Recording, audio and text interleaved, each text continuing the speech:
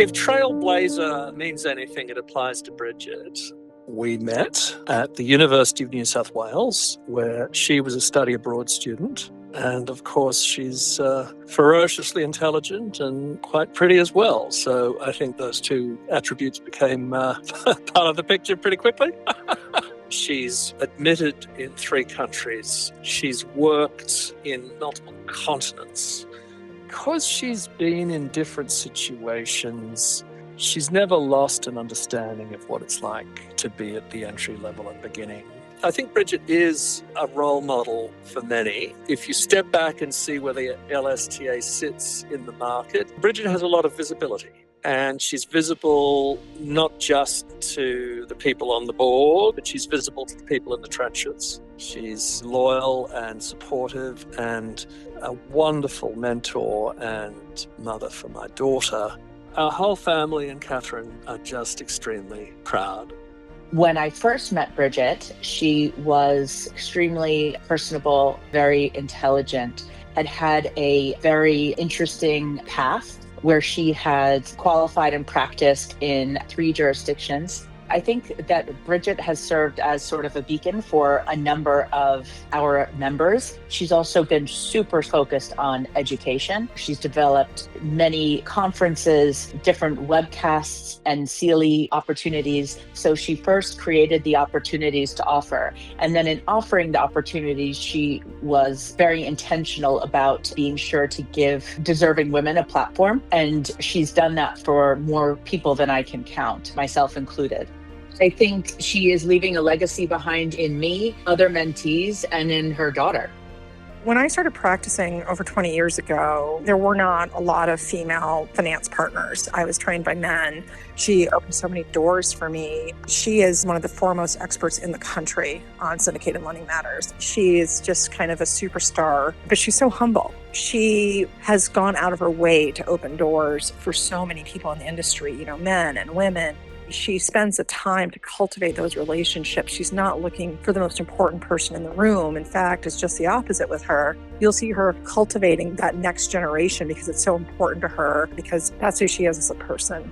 And as a woman, she has just served as a role model for many in the profession, and she's opened doors for just about everyone. I mean, everyone has a Bridget story. When you go to industry events, there cannot be anyone more deserving of this reward than her. I know Bridget because she was a senior associate at the first law firm that I worked at. She was so interested just to get to know you. You could almost not get her to talk about herself. And Bridget was always calm, cool, collected, and she really just stood out as someone who people respected, even senior leaders. I just remember her being very magnanimous as a leader and very genuine.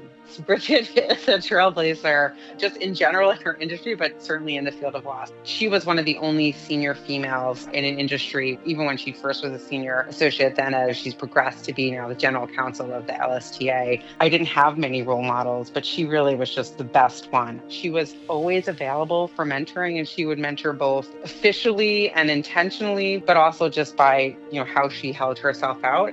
It's not just what you do, it's how you do it. And the how Bridget does stuff is remarkable.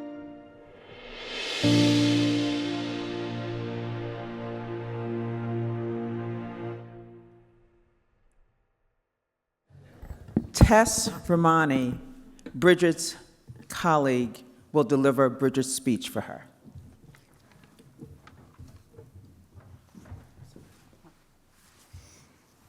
Good afternoon, everyone. I'm Tess Romani, and it is a great honor to be standing before you today on behalf of my dear friend, mentor, and LSTA colleague, Bridget Marsh. Bridget is currently undergoing stem cell treatment in her courageous journey to regain her voice, and she has asked me to deliver this speech for her. I'm very proud to do so, and I'll be reading it just as she would, in the first person. First, I'd like to thank the American Bar Association's Commission on Women in the Profession for this tremendous honor. I'm deeply humbled and also thrilled that the ABA continues to uplift and recognize the contribution of women in the field, in our field. To my fellow honorees, congratulations. What a remarkable group of women. It's a privilege to be in your company. I'm also especially grateful to my parents who are joining us today. Thank you for raising me in a loving home where values mattered.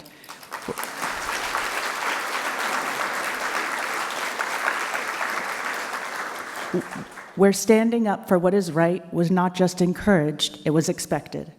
Your love and support shaped me and continues to guide me to this day. To my husband, Tim Nelson, and my daughter, Catherine Marsh Nelson, you are my bedrock. Your love, patience, and strength have been everything for me. I love you more than words can express. To my friends and colleagues, especially in these recent years, when speaking has been such a struggle, thank you for standing by me. Your unwavering support, your texts, your emails, your hugs, they have carried me through. I have felt your love every step of the way. And to everyone in the loan market community who wrote letters on my behalf for this award, thank you. Your kindness and solidarity have been overwhelming, and I will never forget it. Let me pause to say a special heartfelt thank you to my dear friends, Tess Vermani and Arlene Nand. You are true friends, and I'm so grateful to have you both in my life. Tess, I've even dubbed you Dr. Vermani because you came up with the stem cell research idea to help me with my speech struggles. That kind of thoughtfulness means the world to me. From the times when my speech faltered to the moments that I doubted myself, you two stood by me without hesitation. Thank you for your unwavering support, creative compassion, and for believing in me. I love you both. Thank you so much. Finally, to the women I've mentored, worked beside, and championed over the decades, this is for you. Practicing law in a space where women have historically been fewer than men in number hasn't always been easy.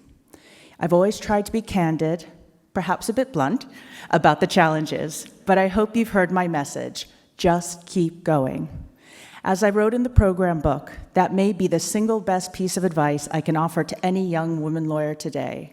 There will be tough moments, really tough ones, when the long hours, the pressures, or even others' biases feel overwhelming. That's when you need to lean on your colleagues, your friends, your mentors, whoever's in your corner, and then just keep going. I always think of that song, Tub Thumping. I get knocked down, but I get up again. You're never gonna keep me down. We all fall, but what matters is that we get back up, dust ourselves off, and jump right back in.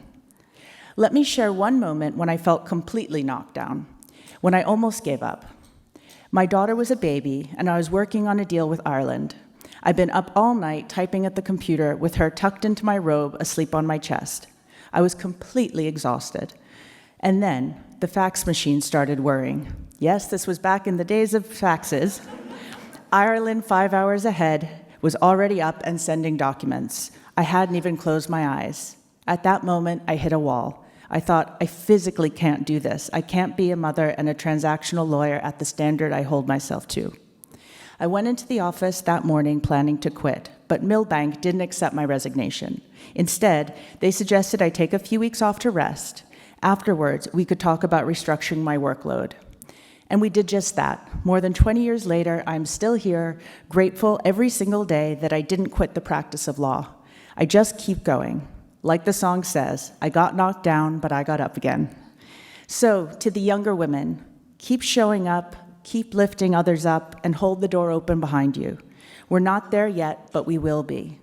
I've made many promises in these last few years, promises to myself and to others, that when I regain my voice, I'll use it to speak for those who can't, for the women in the country who are too poor, too powerless, or too marginalized to speak out. Because without a voice, there is no power, and without power, we are left behind. Let's make sure no one is left behind. Thank you.